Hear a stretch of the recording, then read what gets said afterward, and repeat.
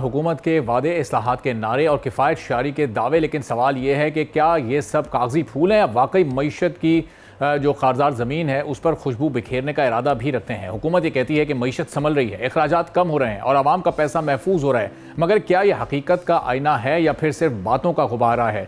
वज़ीर ख़जाना मोहम्मद औरंगज़ेब और वफाकी हुकूमत की कोशिशें काबिल सत्ताइश ज़रूर हैं, लेकिन महकमों के अंदर मौजूद रिफॉर्म्स भी वक्त की अहम ज़रूरत बन चुकी हैं।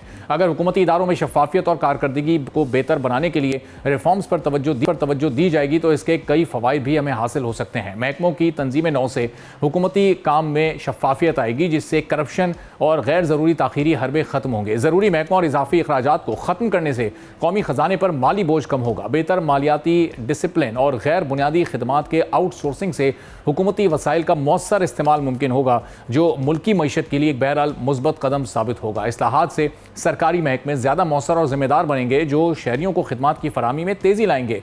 इन अहदाफ को मद्देनज़र रखते हुए हुकूमत ने अवामी खिदमात की फराहमी में बेहतरी, शफाफियत और एहतसाब को यकीनी बनाने के लिए एक अहम कदम उठाते हुए जून 2025 तक 43 वजारतों और 400 से ज़ायद महकमों में रिफॉर्म्स का फैसला किया है। इस इक़दाम का मकसद ब्यूरोक्रेसी के ढांचे को दुरुस्त करना और इंतज़ामी मामलात में पाई जाने वाली खामियों को दूर करना है। मौजूदा निज़ाम में सरकारी इदारों के गैर फाल स्ट्रक्चर, करप्शन और कारकर्दगी की कमी जैसी खामियों को दूर करना है।